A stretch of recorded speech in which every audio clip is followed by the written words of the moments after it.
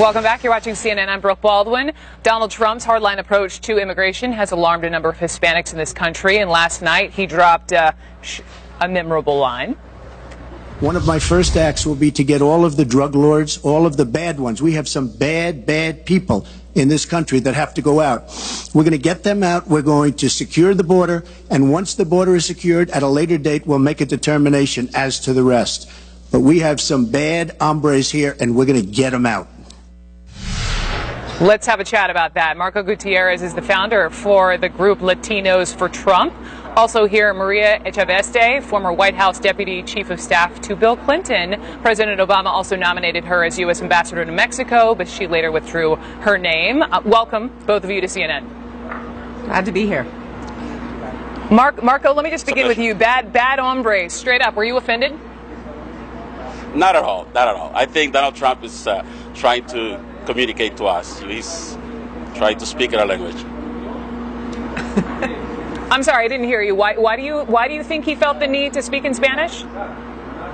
Well, he's trying, you know. Bad hombres, he tried to say that, you know, he's just calling us bad. It's like saying bad dudes. Maria, are you laughing? I'm laughing because it was just another example of the way Mr. Trump throws out references to people, clearly thinks that the only illegal immigrants are those that are coming from south of the border, but really fundamentally doesn't understand the nuances and complexities of the fact that the majority of Americans want our immigration system to be fixed. And so saying bad hombres was just simply reminding his supporters that he's going to be tough on those Mexicans. So it's offensive, but what's more offensive is his lack of knowledge on these very difficult issues.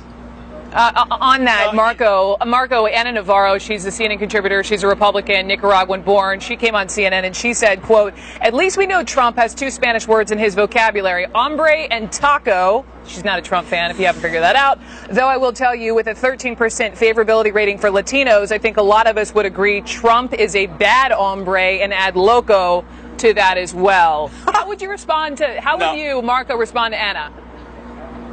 Ana Navarro is a bad mujer. She's an angry woman. And you guys need to stop. You know, Hillary Clinton, she has the vocabulary, she has the dialogue, she can extract and express herself better. But Donald Trump speaks the language of the heart. And I understand what Donald Trump's saying. And 90% of the people out there understand what he's saying.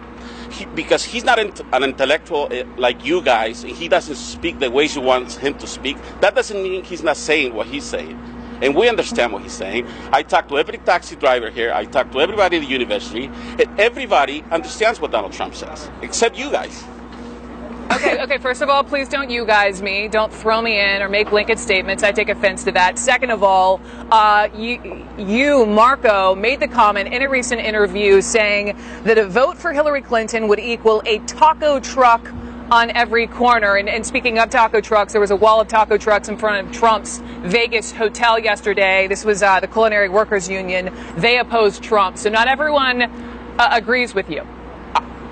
I stand by my comment. The result of a sick economy, the result of an economy in decadence is flea market commerce. And we're going to have taco trucks in every corner because we as Hispanics, when you push us out of the economy, we know how to survive. We have taco stands in every corner in Mexico. And that's what we'll do here. And we're not going to participate in your economy. I understand. And Maria, let me actually just push you as well, because I want to play a moment from the debate. This is when Trump turned it on Hillary Clinton and called her out for her record on walls or fencing. Here was that moment. Hillary Clinton wanted the wall. Hillary Clinton fought for the wall in 2006 or thereabouts. Now, she never gets anything done, so naturally the wall wasn't built. But Hillary Clinton wanted the wall. Well, we are a country of laws. And by the way, no, wait. I'd like to hear from. I'd like to hear from Secretary Clinton. I voted for border security, and there are some limited places where that was appropriate. There also is necessarily going to be new technology and how best to deploy that. So, Maria, I think that was news for a lot of viewers. And just to be precise, she voted in 2006 for border fencing. President George W. Bush signed that into law. Did you know that? Yeah, absolutely, because the effort in 2006, she's been consistent about trying to get comprehensive immigration reform, which involves border security, which involves a path to citizenship. It involves reducing the backlogs and ensuring that, in fact, we are providing legal pathways for the various, like high tech here in Silicon Valley. So that particular piece under in 2006 was the first step of what many of us who've been working on immigration reform thought we would end up with was a package. Now, here's the thing.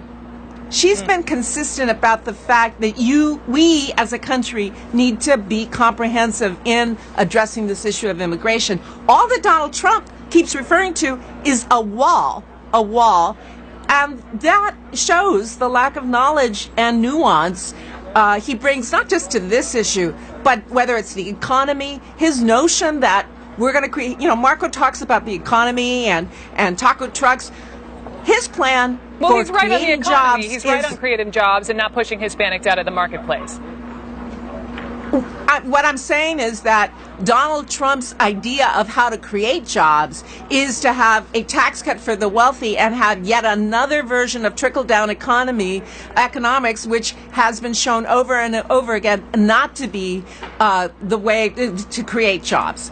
Hillary's plan is much more nuanced, and it is focused on finding those middle class, creating those middle class jobs, providing the training, the skills, ensuring that those industries of the future are the ones that our workforce will be prepared for. All right. I appreciate both your voices, Marco and Maria.